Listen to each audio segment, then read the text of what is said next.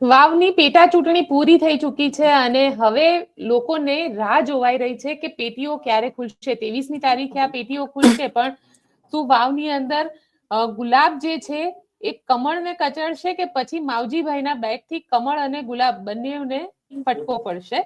મતદાનના જે આંકડા આવ્યા છે આપણી સામે 67.13 એટલે કે 67.13% મતદાન જે છે સાંજે 5 વાગ્યા સુધીનું થયું છે, જે ઓફિશિયલી ઇલેક્શન કમિશનની વેબસાઇટ ઉપર છે. જગદીશ મહેતા સર જોડાઈ ગયા છે. સર, શું કહેશો? જે રીતનું મતદાન થયું છે અને ખાસ કરીને ત્રિપાંખીયો જંગ છે, આમાં નુકસાન કોને, ફાયદો કોને? સીધી વાત છે, નુકસાન નાગરિકોને, ફાયદો નેતાઓને. That's all. પરિણામ કઈ પણ આવે, નાગરિકોને કે પ્રજાને લેશ માત્ર ફાયદો થવાનો નથી. જો વાવના એક ઉમેદવાર કઈ ફાયદો કરી આપતા હોય તો 161 ભાજપ વાળા અને બાકી કોંગ્રેસ વાળા એ શું કરશે મને કયો? આપણે તો 250 તો જીતાડીને મોકલા ભાજપ વાળાને. હજી તમે જુઓ તો કઈ છે મેળ પડે? રોડ રસ્તા ખરાબ છે, શિક્ષણની ફી ઘટતી નથી, મોંઘવારી ભયંકર છે, ચારે બાજુ અરાજકતા છે, હોસ્પિટલમાં છોકરા મરી જાય છે, ડોક્ટરના પૈસા ખાઈ જાય છે. આમાં ક્યાંય કરતા ક્યાંય રાહતનો શ્વાસ લેવા જેવું છે ખરું? એટલે પ્રજાને કોઈ ફાયદો નથી. વાવનું 23મીએ જે પરિણામ આવે તે. હા, એક વાત છે કે ચર્ચાનો વિષય ચોક્કસ બન્યો છે. શું કામ? એક તો ત્રિપાખીયો જંગ છે, વળી પાછું મતદાને ધીંગું થયું છે. તમે 67.3 કીધો, 70% ને વટી જશે એવી વાત છે. શું કામ? બધાએ પોતાની તમામ તાકાત ઝોકી દીધી. આ રાજનેતાઓ અને આ પાર્ટીઓ, પક્ષો આટલી જ મહેનત જો જનતાની સેવા કરવામાં કરે તો એને કોઈ દી મતની ભીખ માગવી પડે નહીં. પણ તમે જુઓ, મતદાન કરવા માટે મરી પડશે અને પછી હરિઓમ ઉડી જશે. એટલે અત્યારે તો ત્રિપાખીયો જંગ છે અને આ મારા ખ્યાલથી હિન્દુસ્તાનની કદાચિત આ પ્રથમ એવી ચૂંટણી છે જેમાં કોઈ પણ લોકો પ્રિડિક્શન કરવાનું જોખમ લેવા માંગતા નથી, કારણ કે ખોટું પડવાની ગેરંટી છે મોટા ભાગે. કોંગ્રેસ એના જી જી જી જી, ખૂબ સાચી વાત કીધી સર, કારણ કે ત્યાં આગળની જે પરિસ્થિતિ છે અને ત્યાંના લોકો એવું કહે છે કે જે રીતના મતદાનની પેટર્ન જોવા મળી છે, આમાં ક્યાંક ને ક્યાંક જાતિવાદ સૌથી ઉપર રહ્યો છે. આમ વિકાસની વાતો કરીએ છીએ, 2024ના વર્ષમાં છે અને વિકાસની વાતો ગુજરાતમાં વર્ષોથી થતી આવે છે, પણ અહીંયા વિકાસ બધું સાઈડ ઉપર છે, અહીંયા માત્ર જાતિવાદ ઉપર આખું કેલ્ક્યુલેશન ચાલે છે. બિલકુલ બેન, વિકાસ નામની જે વાત છે સરકાર કરે, પણ ગળે તો ઉતરવી જોઈએ. વિકાસ થાય છે એ તમારે ઢંઢેરો શું કામ પીટવો પડે? આવતીકાલે ગુરુવાર છે, એનો ઢંઢેરો પીટવો પડે કોઈને? બધાને ખબર છે કે આ બુધવાર જાય એટલી વાર છે, હમણાં ગુરુવાર થવાનો. એમ વિકાસ એવો હોવો જોઈએ કે લોકોએ એમાં સંશય ન કરી શકે. હવે સરકાર વિકાસની વાતો કરે છે પણ લડે છે ત્યારે વિકાસના નામે મત નથી માંગ્યા. એને અહીંયા ઠાકોર ને ચૌધરી ને એ રીતે જ તમે જુઓ, એના જે ઉમેદવાર રાખ્યા છે સ્વરૂપસિંહથી માંડીને, એ બધા કાસ્ટિઝમ ને આધારે તો રાખ્યા છે. એટલે હજી આપણે 2-5 આવી ચૂંટણીઓ કદાચ સહન કરવી પડશે જેમાં કાસ્ટિઝમ હોય છે. હવે અત્યારે તમે જો કહો છો વિકાસના નામે કાંઈ વિકાસની સૌથી પછાત વિસ્તારોમાંનો એક છે બનાસકાંઠા જિલ્લો કયો કે વાવ પંથક કયો, એમાં ક્યાં કઈ અત્યારે તમે જુઓ તો સુવિધાના નામે છે. અનેકો પ્રકારની દુવિધાઓથી પીડિત છે આ વર્ગ, પણ એટલે જ અત્યારે ત્યાં કાસ્ટિઝમ ઉપર હાલે છે અને નક્કી એ નથી થતું કે કઈ કાસ્ટે કોની ફેવરમાં ને કોની અનફેવરમાં મત આપ્યા.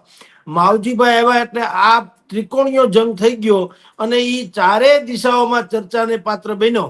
નહીતર તો દ્વિપક્ષીય હતું અને દ્વિપક્ષીમાં એક વાત નક્કી હતી કે કોંગ્રેસનો લગભગ મેળ ઓછો પડશે અથવા તો ભાજપ બહુ ઓછી લીડથી જીતશે. પણ માવજીભાઈએ બધાના શ્વાસ અધ્ધર કરી દીધા, સ્વયંના પણ. એમાં માવજીભાઈએ કઈ ટાઢે કોઠે બેહીએ કેવું નથી, કારણ કે એને પણ એની પોતાના અસ્તિત્વનો સવાલ છે, કોંગ્રેસના અસ્તિત્વનો સવાલ છે, ભાજપની પ્રતિષ્ઠાનો સવાલ છે અને નાગરિકોની સમજણનો સવાલ છે. આ આખી ચૂંટણી જે છે એ ભયંકર રીતે લડાઈ રહી છે. એટલે તો એ ચર્ચાનો વિષય બન્યો. નહીં તો 10 રાજ્યમાં આજે 32 જેટલી બેઠકો ઉપર ચૂંટણી છે, પેટા ચૂંટણી, ઉત્તર પ્રદેશ સહિત. તમે જુઓ, એની ચર્ચા ઓછી થાય છે મેઇન સ્ટ્રીમ ઇન્ડિયામાં અને એની ઉત્સુકતા પણ ઓછી છે. નહીતર હોવી જોઈએ પણ એની ઉત્સુકતા લોકોમાં ઓછી છે. વાવમાં કોણ પડશે, કોણ વાવમાંથી નીકળશે, આટલી જ બધી વાતો થઈ રહી છે. અને હવે તમે જે મતદાનની પેટર્ન 70% મતદાન થયોનો અર્થ એમ થયો કે દરેકે પોતાનાથી બનતા તમામ જે એના કમિટેડ કહેવાતા વોટર્સ હોય એને કમસે કમ બૂથ સુધી લાવવામાં તો એ લોકો સફળ થયા છે. હવે ફેક્ટર શું છે જુઓ, ભારતીય જનતા પાર્ટી પાસે માઇક્રો પ્લાનિંગ હોવાનું કહેવાય છે, એ તો છે એમાં કોઈ ના નહીં પાડી શકાય, પણ એમાં જે ભાજપના અસંતુષ્ટો છે એ લોકોનો રોલ શું છે એ સસ્પેક્ટેડ છે, નંબર 1.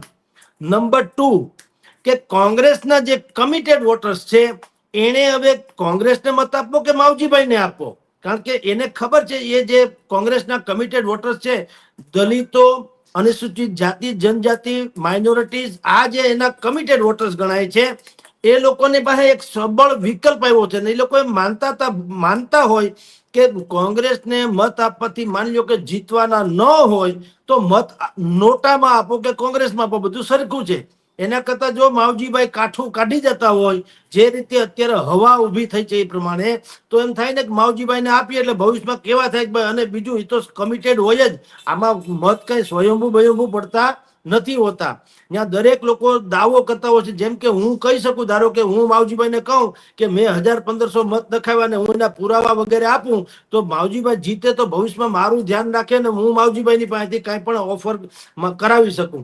આમ બધા ગોઠવણ.com એ સૌથી મોટી હોય છે. આપણે ત્યાં બધા કહે છે ને કે તમારે ત્યાં કઈ કોમ વધારે છે, કોળી છે, જ્ઞાતિ છે, પટેલ છે, ફરણા છે, એટલે મેં કીધું કે હું ઘણી વખત કહું છું કે આપણે ત્યાં 2 શબ્દો બહુ સમજવા જેવા છે. એક તો કોઈ કોમ મોટી નથી, સૌથી મોટી કોમ હોય તો ગોઠવણ.com છે. અને બીજો ધર્મ કોઈ દિવસ કોઈ ધર્મ નાનો કે મોટો કે સારો કે ખરાબ હોતો નથી. ધર્મ સૌથી વધુ પ્રચલિત અગર કોઈ હોય તો એ સગવડિયો ધર્મ છે. એ કાસ્ટિઝમ જે તમે કહો છો બેન, એ અત્યારે અહીંયા એવું ચાલે છે, લોકોને એમ થાય કે માવજીભાઈ નું અત્યારે પરડું થોડુંક ભારે છે, તો જે કોંગ્રેસના કમિટેડ વોટર્સ અને ભાજપના અસંતુષ્ટો, આ બે ભેગા થઈને જો માવજીભાઈને આપે તો માવજીભાઈની નદી પાર થઈ જાય, તો એ વેતરણી તરી જાય એમ છે. અને આ બે ઉભા રહે, એટલે કહું છું કે કોઈ કરતા કોઈ પ્રિડિક્શન કરવાને માટે થઈને સક્ષમ નથી.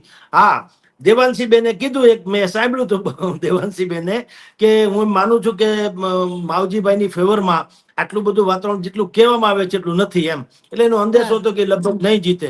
બેન બહુ ગ્રાસરૂટ લેવલ પર 2-4 વખત જઈ આવ્યા છે એમ કે છે, એ વાત હશે, પણ અત્યારે તો જો માવજીભાઈએ બે પક્ષના શ્વાસ અદ્ધર કરી દીધા એમાં તો કોઈ ના નહીં, કારણ કે દરેક લોકોને હવે એમ લાગે છે બેન કે પક્ષ દ્વારા બેસાડાયેલા યા ઠોકી બેસાડાયેલા એ જે ઉમેદવારો હોય છે એ જીતા પછી કમળને અને પંજાને વફાદાર રહે છે, પ્રજાને નહીં. આ લોકોને જોઈએ છે પ્રજાને વફાદાર એવો માણસ. તો એ ત્રણેય જે અત્યારે ગુલાબસિંહ થી માંડીને સ્વરૂપસિંહ ઉભા છે, એમાં માવજીભાઈ જે કમસે કમ ગ્રાસ રૂટ લેવલનો અને પ્રજાના લેવલનો, પ્રજાની વચ્ચે રહેનારા માણસ તો છે, કારણ કે એની જે સભાઓ છે એ એટલા માટે કહે છે, આપણે ઓળખતા નથી, મળ્યા નથી, કઈ લેવા કે દેવા, પણ એની જે છેલ્લે પણ સભાઓ થઈ, રાત્રિ સભાઓ તો એમાં 5,000 લોકો આવ્યા, તો એ કંઈક સૂચવે છે કે હા, તો એ સૂચવે છે કે એનું કમસે કમ ગ્રાસ રૂટ લેવલ ઉપર એનું અનુસંધાન તો છે. બાકી તો હરી ઈચ્છા બળવાન, હવે 23મીએ ખબર પડે બેન. જી. પણ સાથે સર ત્યાં આગળ જે રીતનું આખો માહોલ જોવા મળ્યો, કારણ કે પહેલી વાર એવું થયું કે ભારતીય જનતા પાર્ટી, કોંગ્રેસ અને માવજી પટેલ આ ત્રણેય જણા જે છે એ એકબીજાને કાપતા દેખાયા, અને એમાં વિધાનસભાના અધ્યક્ષ શંકર ચૌધરી પણ મેદાનમાં ઉતર્યા, અને શંકર ચૌધરીએ ચૌધરી સમાજ માટે કહી દીધું કે બટેંગે તો કટેંગે ટાઈપના જે સૂત્ર આપ્યા, કે માવજી પટેલે 6 ચૂંટણી લડ્યા, આમાંથી 5ના રિઝલ્ટ બગાડ્યા છે લોકોના, અને માવજી પટેલ લોકોને હરાવવા માટે ચૂંટણીના મેદાનમાં ઉતરે છે, કોંગ્રેસે એમને સ્પોન્સર કરેલા છે. આ બધાની અસર જોવા મળે. શંકરસિંહ ચૌધરી જયારે એમ કે માવજીભાઈ સારા ઉમેદવારને, એટલે કે ભાજપના, એને હરાવવા માટે મેદાન છે, એટલે એને એક વાત તો નક્કી થઈ ગઈ કે માવજીભાઈ મત કાપશે તો ભાજપના કાપશે. ઈ ફાળ તો બેસી ગઈ, જે મેં આપને પહેલા કીધું. ને તો કેવું જોઈએ માવજીભાઈ ઉભે કે ગમે તે ઉભે, અમે અમારા કાર્યો ઉપર મુસ્તાક છીએ, અમારા કાર્યકરો ઉપર મુસ્તાક છીએ, અમારી ગોઠવણ ઉપર મુસ્તાક છીએ, અમારા માઇક્રો પ્લાનિંગ ઉપર મુસ્તાક છીએ, અને અમારી ડિલિવરી જે અમે કરી છે સુશાસનની એના ઉપર મુસ્તાક છીએ. અને પ્રજા નગુણી હોય નહીં, સારું કામ કર્યું છે તમને 100% આશીર્વાદ આપશે, નહીં આપ્યું તમને કાઢી મૂકશે. એને બદલે તમે માવજીભાઈ જે બીજાને બીજાને એને કઈ શંકરસિંહ ચૌધરીને કઈ કોંગ્રેસની ચિંતા તો હોય નહીં કે ઓહો ઈ હારી જશે, એ તો ઈચ્છે કે હારી જાય, પણ માવજીભાઈ ઉભા બીજાને એટલે કે ભાજપના ઉમેદવારને હરાવવા માટે થઈને ઉભા છે, વોટ કટવા જેને કહેવાય છે એના માટે ઉભા છે એવું જો એ કહેતા હોય તો એનો અર્થ એમ છે કે શંકરસિંહ ચૌધરીને પણ એવી ફાળ તો છે જ કે માવજીભાઈ જે છે આપણા જે ઓલામાં છે ગાબડું પાડી શકે. તો મેં આપને પહેલા જ કીધું તેમ કે દરેકને, અને પાછળ માવજીભાઈને પણ એ ફાળ છે કે ભાઈ મારી હારે અત્યારે જેટલા છે એ તો ઠાકોર સમાજ છે, ચૌધરી સમાજ છે, એ સમાજ જેટલા લોકો એટલા, પણ આમાં મુખ્ય રોલ ભજવે છે કોણ? ફ્લોટિંગ વોટર્સ, જે લોકો સીધી રીતે તમારા સમાજ સાથે જોડાયેલા નથી હોતા, પણ કોઈ પણ માણસ તરીકે, વ્યક્તિ તરીકે કોણ ઉમેદવાર સારો સક્ષમ છે એને જોઈને મત આપે છે. એનું વલણ કેવું છે માવજીભાઈને ખબર નથી, કોંગ્રેસને એ ખબર નથી કે માવજીભાઈ આપણા કમિટેડ વોટર, અનુસૂચિત જાતિ, જનજાતિ, દલિત, માઇનોરિટીઝ એ મત કાપશે કે પછી ભાજપના મત, અસંતુષ્ટના મત મેળવશે, એ કોંગ્રેસને ખબર નથી. અને ભાજપનું શંકરસિંહ બાપુએ તો તમે કીધું, ચૌધરીએ કીધું જ છે કે શંકર માવજીભાઈ ચૌધરી. કોઈને હરાવવા. એટલે તમામ લોકો તમે જુઓ જે ઉભા એમાં હરામ પર કોઈને ભરોસો પોતાની જાત ઉપર ને પોતાના કોઈ ઉપર કઈ ભરોસો નથી. ચમત્કાર જ આ પરિણામ જે છે ને એ ચમત્કારી હશે બેન. જી, ચમત્કારિક પરિણામ હશે, અને એવું કહેવાય છે કે વોટનું માર્જિન જે હશે, એટલે જેની પણ જીત થશે એ જીતનું માર્જિન જે છે એ 2-5 હજાર વોટથી વધારેનું નહીં હોય. આવું પણ અત્યારે ત્યાં આગળ ચર્ચા ચાલી રહી છે. સાથે એ જ સવાલ સર એ પણ તમને પૂછીશ, કારણ કે જે રીતનું ત્યાં આગળ જાતીય સમીકરણ અને જાતીય આખું તાણાવાણા જોવા મળ્યા છે, ગેનીબેન ઠાકોર માટે આ કેટલું મહત્વનું રહેશે? કારણ કે ગેનીબેન એકમાત્ર લોકસભાની ચૂંટણીમાં કોંગ્રેસના સાંસદ છે. જુઓ બેન, આ દુનિયામાં એવું છે કે હંમેશા ઉગતા સૂર્યનો હવ પૂજે. ગેનીબેને લોકસભામાં ભલે ગમે તે રીતે, પણ એની બેઠક જ્યારે જીતાડી, પોતે ફતેહ મેળવી, ત્યારથી તમે જુઓ કોંગ્રેસમાં ગેનીબેન એપિસેન્ટર થઈ ગયા, જે શક્તિસિંહ ગોહિલ થવા જોઈએ ખરેખર તો.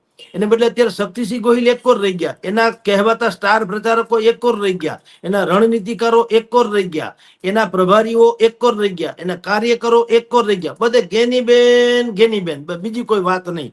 એટલે એ જે હાઈટ પકડી છે, એટલે એના માટે પણ આ અસ્તિત્વનો પ્રશ્ન છે કે જો, કારણ કે ગેનીબેનની જે ગયા વખતે ગેનીબેન લોકસભામાં જીતી ગયા, એ લોકસભામાં જીતા એમાં આનો ફાળો બહુ હતો ગુલાબસિંહજીનો, એનો ફાળો એમાં હતો. એમાં હવે ગુલાબસિંહજીને જો જીતાડી ન શકે ગેનીબેન, તો વળી પાછો ડખોઈ થવાનો, ગેનીબેનનો કરિશ્મા ઓસરી ગયો એમ થવાનો. અને કોંગ્રેસમાં પણ મેં અત્યારે તમને જે ગણાવ્યું એ હવે પછી ગેનીબેનની વિરુદ્ધમાં વાતો થશે કે તમે પાર્ટી કરતા મોટા બની ગયા, વ્યક્તિ વિશેષ બની ગયા, તમે આને સમાજ ઉપર જ લઈ ગયા, જ્યારે કે 18 વરણને સાથે રાખવાની જરૂર હતી, પક્ષની નીતિ ગીતિની સાથે રાખવાની જરૂર હતી. તમે મામેરા ભરવાની વાત કરી, ખોળા પાથરા, પાઘડીઓ ઉતારવડાવી, આવી બધી પ્રથાઓ, એ બધું પછી ટીકાના રૂપમાં આવી જશે. જો હારશે તો, જીતશે તો એનો એ વાત પાછી કહેશે ઓહો ગેનીબેનનો પ્રભાવ તો ભયંકર છે, કોંગ્રેસને ફતેહ મળી ગઈ છે, હવે તો લોકોનો મત આખો વિસ્તાર પલટી ગયો છે, લોકો ભાજપથી ત્રાસી ગયા છે, આ ફરીથી ગેનીબેને સાબિત કરી દીધું છે,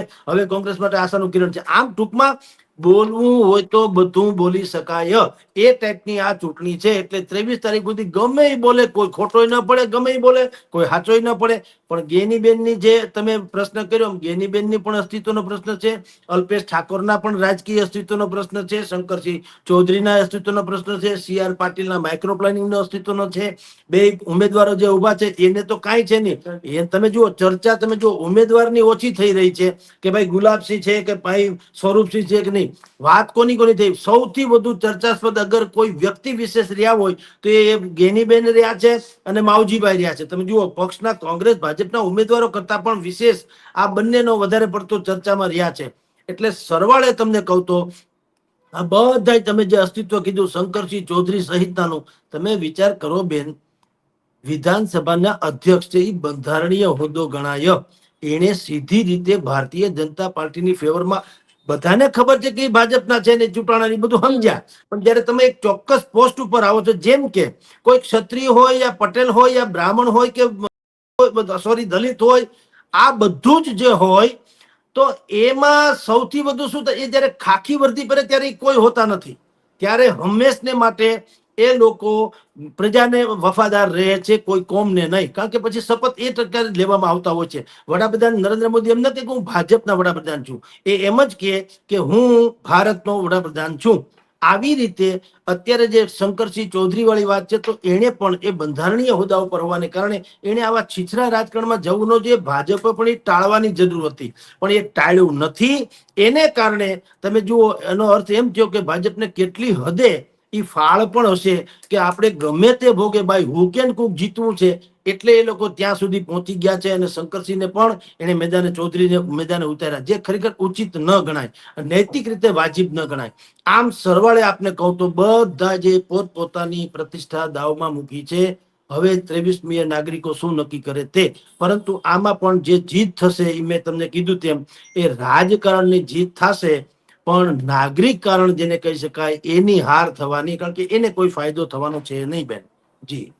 પણ સાથે સાથે એક દ્રશ્ય આજે સામે આવ્યું, અને એ દ્રશ્ય કદાચ આપે પણ જોયું હશે ને બહુ બધા લોકોએ જોયું, કે ગુલાબસિંહ અને સ્વરૂપજી બંને એકબીજાની સામે થયા, અને સ્વરૂપજીએ જે રીતે હાથ લાંબો કર્યો, ગુલાબસિંહે બે હાથ જોડી દીધા અને કહી દીધું કે જીત તો ગુલાબની જ થવાની છે.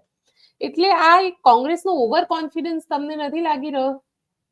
બેન, એ લોકોને તો આમ થપાટ મારીને ગાલ રાતા રાખવાની ટેવ હોય છે, એટલે તો બધા હસે કૂદે. પણ આના ઉપરથી પ્રજાએ બિલકુલ એક મગજમાં એ ગાંઠ વાળવી જોઈએ, ધડો લેવો જોઈએ. શું કે હું ને તમે એટલે કે સામાન્ય પ્રજા જ્યારે કોઈ પક્ષીને મગજમાં રાખીને યુદ્ધે ચડી જઈએ, ઝઘડો કરીએ ને બાપે મારા વેર હોય એવી રીતે વ્યવહાર કરવા માંડીએ છીએ. પણ તમારે એના ઉપરથી ધડો લેવો જોઈએ. જુઓ, બે રાઇવલ છે, એકબીજા મળે છે તો વેવાય વેલાની જેમ મળે છે. તમે જુઓ, એનો અર્થ એમ છે કે હારે કે જીતે ઈ પાછા ઈ તો એક ના એક છે. મારે ને તમારે દુશ્મનાવટ થાય તો જિંદગી આખીને થાય. ગેની બેન કમલમમાં ગયા હતા તો એને ત્યાં ગુલાબ આપ્યું, ઓલા લોકોએ સામે પાછું એનું ફૂલ ગુલાબી સ્વાગત કર્યું, ન્યાય બધા હસી મજાક કરી, ભાઈ આનંદ મંગલ. તમે જુઓ, ન્યા કોઈને કોંગ્રેસ ભાજપ કે પક્ષી એવું રહેતું નથી. એટલે જનતાએ ખરેખર આના ઉપરથી ધડો લેવાની જરૂર છે કે ભાઈ આપણે ઠીક છે, ચૂંટણીમાં તમારી કોઈનો મત મતાંતર હોઈ શકે ને કોઈની ફેવર અનફેવર હોઈ શકે, પણ એને હૃદયમાં લેવાની જરૂર નથી. ખાલી મસ્તિષ્ક ઉપર જ રાખવાની જરૂર છે. હૃદયમાં તો આપણે આપણા માવતર, આપણું કુટુંબ, આપણું ગામ, આપણો પ્રદેશ, આપણો દેશ એને મગજમાં રખાય. આ બધું રાખીને ઝઘડા ઝઘડી કરાય નહીં. જે તમે અત્યારે દ્રશ્યની વાત કરો છો, બંને નેતાઓ ગુલાબના એકબીજાને આપલે કરે છે, એકબીજાને જીત હારની શુભકામના પાઠવે છે, વગેરે વગેરે. હજી તમે જોજો, જ્યારે કાઉન્ટિંગ થશે ત્યારે પણ આ જ એકબીજાના મીઠા મોઢા કરાવશે. હારશે એ પણ કહેશે કઈ વાંધો નહીં, દિલાસો આપશે, કઈ વાંધો નહીં, નેક્સ્ટ ટાઈમ દેખતે હૈ. પણ પ્રજાએ ખાસ કરીને આ જોવું જોઈએ કે રાજનેતાઓ જે રીતે મોટા મનથી અરસપરસ પોતાના સંબંધો જાળવી રાખે છે, એવી રીતે આપણે પણ ચૂંટણીના જે આ સંઘર્ષો થાય છે, પછી અખબારોમાં આવે છે કે ચૂંટણીના વેરઝેરમાં ફલાણાભાઈની ઉપર હુમલા થયા, ઢીકણાભાઈને આવું કર્યું. આવું ન કરવું જોઈએ, કારણ કે તમે જેના માટે મરી પડો છો કે ઝઘડી પડો છો, એ તો બધા ટેસડા કરે છે એકબીજાની સામે મીઠા મોઢા કરાવીને. એટલે આ તમે જે દ્રશ્યો કહો છો, દ્રશ્ય છે, પણ એ આપણા માટે પ્રેરક છે, ખાસ કરીને નાગરિકો માટે, સામાન્ય નાગરિકો માટે. સર, એક છેલ્લો સવાલ તમને પૂછી લો, કારણ કે જે રીતે આજે વાવની ચૂંટણીની અંદર મતદાન થયું છે, આ મતદાન બાદ તમને શું લાગી રહ્યું છે? આ આખામાં તમને શું લાગે છે? કોનું પલડું ભારે છે, કોનું પલડું ઓછું ભારે છે, કે આમ ક્યાસ કરવો થોડો મુશ્કેલ લાગી રહ્યો છે? બિલકુલ બેન, મુશ્કેલ જ છે. એટલે મેં કીધું ને કે 23 તારીખને કઈ પેટમાં દુખતું નથી, ખાલી 3-4 દીમાં હાથે કરીને ખોટા પડવા જેવી વાતો છે. એટલે બિલકુલ સસ્પેન્સ એટલે સસ્પેન્સ જ છે, આમાં કઈ કહી શકાય નહીં. જો સમાજને લેવલ આવે તો માવજીભાઈ જીતી જાય. માઇક્રો પ્લાનિંગ ભારતીય જનતા પાર્ટીનું છે, જો કામે વળગે તો ભારતીય જનતા પાર્ટીમાં ઓછામાં ઓછી લીડ, છતાં પણ ઈ જીતે. કારણ કે શક્યતા વિશેષ આવી બે માંથી એકની છે. કોંગ્રેસને શું થાય છે કે એના આમ તમે જુઓ તો એના જે કમિટેડ વોટર્સ છે, અનુસૂચિત જાતિ જનજાતિ એટલે કે દલિત સમાજ છે કે એ સમાજ જે છે, એ લોકો એના કમિટેડ વોટર્સ ગણાય છે. પણ હવે એ લોકોને જો સારો વિકલ્પ મળે તો એ માવજીભાઈ તરફ જ જાય. ભાજપ વિરુદ્ધમાં છે, માની લઈએ બે ઘડી જે હોય તે, તો એ એની પાસે સારો વિકલ્પ છે. પેલા વિકલ્પ નતો તો કોંગ્રેસ ને ભાજપની બિલકુલ ટક્કર થાય એમ લાગતું હતું. પણ હવે આટલો માવજીભાઈ જેવો જો ધરાતલ વ્યક્તિ જેવો વિકલ્પ મળે તો અમારના કેટલાક લોકો જે છે એ સ્વાભાવિક આ તરફ જાય. તો એ મત કોના કપાય છે? કોંગ્રેસના કપાય છે. સામે પક્ષે આપને કહું કે ભારતીય જનતા પાર્ટીમાં પણ અસંતુષ્ટોની કોઈ તાણ નથી, અને બધા જે એક શબ્દ બોલ્યા માવજીભાઈ કે મારે સી.આર. પાટીલનો પાવર ઉતારવો છે. આ સૂત્ર તો માવજીભાઈના મોઢે ભલે બોલાણું હોય, પણ ભારતીય જનતા પાર્ટીના ઓરિજિનલ જનસંઘી સમાજના જેટલા કાર્યકરો ગુજરાતભરમાં છે, એના મન મસ્તિષ્કમાં બીજ મંત્ર જેવું આ વાક્ય છે. એ બધા એમ માને છે અંદર ખાને કે સી.આર. પાટીલે ભલે ચૂંટણીની ફતેહ પક્ષને અપાવડાવી, એમાં કોઈ સંદેહ નથી, પણ પક્ષનું જે સંગઠન છે એમાં તો એટલી મોટી ઘાલમેલ કરી છે કે જે સારા સારા લોકો છે એ કિનારે છે, અને જે લોકો આજકાલમાં આવેલા છે એ લોકો અત્યારે શીર્ષ સ્થાને છે. એટલે એ બધા પણ એવું છે કે સી.આર. પાટીલનો જે છે પાવર આપણે ઉતારવો જોઈએ. હવે યોગાનુયોગ કયો કે ગમે તેમ કયો, એ બોલ્યા માવજીભાઈ, એટલે જો અસંતુષ્ટો ભાજપના અસંતુષ્ટો માવજીભાઈ તરફ ઢળે તો માવજીભાઈ નું પડલું ભારે થઈ જાય. આમ અનેકો રીતે આ બધું પરિમાણ ગોઠવાયેલું છે. એટલે આમાં પ્રિડિક્ટ કરવું ખરેખર અઘરું છે બેન. જી. કારણ કે જે રીતનું આખો માહોલ ત્યાં આગળ જોવા મળ્યો કે આ બાજુ આખી કોંગ્રેસ ત્યાં ગઈ હતી, આખી સરકાર પણ ત્યાં ગઈ હતી, હર્ષ સંઘવીથી મુખ્યમંત્રી સુધી બધા જ ત્યાં આગળ કેમ્પેનિંગ કર્યું હતું. આ બધાની વચ્ચે કારણ કે સ્વરૂપજી ક્યાંક જોવા જઈએ તો સ્વરૂપજી એટલા હાઇલાઇટ નતા થયા જેટલા ભારતીય જનતા પાર્ટી હાઇલાઇટ થતી હતી ને અહીંયા કોંગ્રેસ હાઇલાઇટ નહોતું થતું, અહીંયા ગુલાબસિંહ રાજપૂત હાઇલાઇટ થઈ રહ્યું હતું. આપને ઓવરઓલ શું લાગે છે આ પાર્ટી વર્સિસ માણસની આ આખી લડાઈ રહી? ના ના, હવે મતદારોની પરિપક્વતા જે છે ને એ રાજકીય નેતાઓને ફાળ પડાવી રહી છે. હવે કોઈ પક્ષ કે કોઈ ઉમેદવાર છાતી ઠોકીને એમ ન કહી શકે કે આ મારી પોતાની શખ્સિયતના આધારે જીતી શકાય એવી બેઠક છે. દરેકને હવે માને છે કે જનતા હવે ડિલિવરી ઈચ્છે છે, પરફોર્મન્સ ઈચ્છે છે. તમે ક્યાંય કરતા ક્યાંય હક જતાવી શકો નહીં. તમારા જેટલા પણ નાના મોટા જે કઈ તમારા વિક્ષેપો છે, તમારી અણઆવડત છે, તમારા જે વિઘ્નો છે એ બધા ઉજાગર થઈ જાય. સોશિયલ મીડિયા ભયંકર એક્ટિવ છે, કોઈ કરતા કોઈ પોતાની જાતને અસહાય સમજતો નથી. એટલે હવે જે કઈ તમે કહો છો પાર્ટી સિવાય, મેં આપને પહેલા જ શરૂઆતમાં કીધું તેમ, આમાં નાગરિકોને લેશ માત્ર ફાયદો કે નુકસાન કાંઈ છે નહીં. જે કાંઈ છે એ મેં તમને જે નેતાઓના નામ ગણાવ્યા એના બધાના નામને અને એના અસ્તિત્વને પડકારરૂપ છે. અને પક્ષને પણ, કારણ કે જો ભારતીય જનતા પાર્ટી હારી જાય તો લોકો કહેશે કે ઓહો ફટ છે, જેની પાસે સામ દામ દંડ ભેદ બધું છે, છતાં એમ કે એક માણસ એનો જીતાડી ન શકે. એનો અર્થ એમ છે કે પ્રજામાં સરકારની પ્રત્યે કેટલી અવગણના હશે. હવે એ જ રીતે જો કોંગ્રેસ માની લો કે હારી જાય તો પાછા લોકો એમ કહેશે કે ભાઈ ગમે તેમ તમે કયો, ભાજપનો કોઈ વિકલ્પ છે નહીં. આખી ગુજરાત કોંગ્રેસ ભેગી થઈને એનો એક ઉમેદવાર જીતાડી ન શકે તો એ પરિવર્તનની વાત કઈ રીતે કરી શકે? એટલે હજી મને લાગે આગામી 5-15 વર્ષ સુધી ભાજપને કઈ વાંધો નથી, આવું લોકો કહી શકે. અને રહી વાત બળવાખોરીની, જીતી બી જાય માવજીભાઈ ધારો કે, તો ઈ પાછા બગાવતથી કેટલો સમય રહેશે એ પ્રશ્ન છે. કારણ કે મૂળ પાછા ભારતીય જનતા પાર્ટીના છે, તો કદાચ હમુનમુ થઈ જાય બે ઘડી ન કરો તો. અને નહીતર જો હારે તો બધા પાછા એમ કહી શકશે કે બગાવતીઓને રકાસ થયાનો તો ગુજરાતમાં ઇતિહાસ છે. શંકરસિંહ વાઘેલાથી માનીને આજ સુધી તમે જુઓ, જેને જેને પક્ષની સામે કઈ બળવો પકડે છે, ગોરધન ઝડપિયા કયો, કેશુભાઈ કયો, સુરેશભાઈ મહેતા કયો કે ઈતર ગમે તેટલા કયો, એનું કોઈ ક્યાંય વજૂદ લાંબુ ટેક્યું નથી. અંતે બધા પાછા તમામ નદી જેમ દરિયામાં મળે એમ પાછું ભાજપમાં ભળી જવું પડ્યું. એટલે આમ અનેકો આયામો છે, અનેકો સમયો, ઓલા બધા તેને કે તર્ક વિતર્કો છે. એટલે તમને કહું છું આ વખતે, કારણ કે ત્રણેય જગ્યાએ બંને પક્ષ અને વિપક્ષ, અપક્ષ, આ બધા જે છે એક તમે જુઓ તો એક નું માથું ભાંગે એમ ત્રણેય છે. એટલે કોઈ પ્રિડિક્ટ નથી કરતા કે શું થયું. પણ બહુ મતદાન થયું છે એનો અર્થ એમ છે 70% આળેગાળે, એ બહુ મોટી વાત છે. એ જનતાની જાગૃતિ કયો કે ઉમેદવારોએ લગાડેલી તાકાત કયો, એ બહુ ઓલી જે છે ને એને ઉત્તેજના ઓર વધારી દીધી છે 23મી તારીખની. જી બેન. સર એક છેલ્લો સવાલ હવે પૂછી લઉં છું, કારણ કે સંગઠનમાં સી.આર. પાટીલ ક્યાંય દેખાયા નહોતા. ત્યાં આગળ સી.આર. પાટીલ ગયા હતા, ખાલી મીટિંગ કરીને નીકળી ગયા હતા. કોઈ પબ્લિક મીટિંગ એડ્રેસ નહોતી કરી. સરકારમાંથી બધા જ મંત્રી ત્યાં ગયા હતા, મુખ્યમંત્રીએ ત્યાં આગળ સ્પીચ આપી હતી, હર્ષ સંઘવી તો 3 દિવસ ત્યાં આગળ રહ્યા હતા. એટલે ક્યાંક ને ક્યાંક સરકાર અને સંગઠન આ બંનેના તાણાવાણા પણ એક જેને કહી શકાય કે ઠીક ભારતીય જનતા પાર્ટીના મેળ નથી ખાઈ રહ્યા અત્યારે વાવના ઇલેક્શનને જોવા જઈએ તો. ના ના બેન, એવું નથી.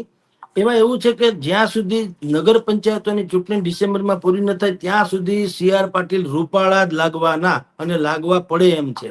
પછી ખબર પણ સીઆર પડશે શું. પાટીલ એક્ટિવ ભૂમિકામાં નહોતા આ વખતે. પણ એટલા માટે નહોતા કે એ એવું જતાવવા માંગતા હતા કે અમારી પાસે માઇક્રો પ્લાનિંગ છે, અમારો સુશાસનનો ઇતિહાસ છે, 3 દાયકાની સેવા છે, અમારા કાર્યકરો સક્ષમ છે, અમારે કઈ કરવાની જરૂર, ઉમેદવાર પણ સારો છે, વગેરે વગેરે એ જતાવવાની કોશિશ કરી છે. એટલે સીઆર પાટીલ નહોતા. અને બીજું, કેન્દ્રમાં મંત્રી હોવાના કારણે એ ન્યા પણ વ્યસ્ત હોય. પેલા શું હતું, એને પક્ષના ખાલી અહીંયા પ્રમુખ જ હતા. કેન્દ્રની જવાબદારી એટલી બધી નહોતી જેટલી અત્યારે છે. અત્યારે બંધારણીય છે, પેલા ખાલી પક્ષની હતી. પક્ષની તમે જવાબદારીને કદાચ ઠેલવી શકો, પણ બંધારણીય જવાબદારી જે છે અત્યારે કેન્દ્રીય મિનિસ્ટર તરીકે જેને ચોક્કસ જગ્યાએ હાજરી આપવાની હોય તો આપવાની જ પડતી હોય એમ.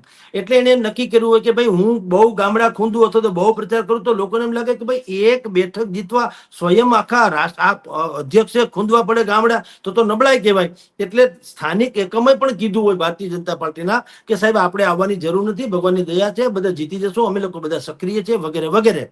એટલે આમાં પાછું કમિટેડ હોય, પાછું સીઆર પટેલે કીધું પણ હોય કે ભાઈ જો આ વાવની બેઠક નહીં જીતો તો પછી અમુક લોકોને કીધું હોય કે તમારું ભવિષ્ય વિચાર લેજો એમ. કારણ કે આમાં ખાલી આપણા ઉમેદવાર જ હારે એમ નથી, તમારી પોતાની આકાંક્ષાઓ હારશે, તમારી ઉજ્જવળ કેરિયર હારશે, એટલે જાળવા જાજો, આવું બધું હોય એટલે નતા આવ્યા. પણ એને કારણે અત્યારે કોઈ મન મુટાવ છે કે એવું કશું છે નહીં. જ્યાં સુધી નગરપાલિકાઓની, પંચાયતોની એની બધી ચૂંટણી નહીં પૂરી થાય ત્યાં સુધી સીઆર પાટીલને દરેક લોકોએ રૂપાળા, સમજણા, દેખાવડા, હોશિયાર બધું માનવાનું. જી જી સર, આપ અમારી સાથે જોડાયા તેના માટે આપનો ખૂબ ખૂબ આભાર. નમસ્કાર. તો આપને શું લાગે છે, કોણ જીતશે, ગુલાબસિંહ રાજપૂત, સ્વરૂપજી ઠાકોર કે પછી માવજીભાઈ પટેલ? અમને કોમેન્ટ બોક્સમાં ચોક્કસથી લખીને જણાવજો અને અમારી ચેનલ નિર્ભય ન્યૂઝને લાઇક, શેર અને સબસ્ક્રાઇબ કરવાનું ભૂલશો નહીં. આભાર.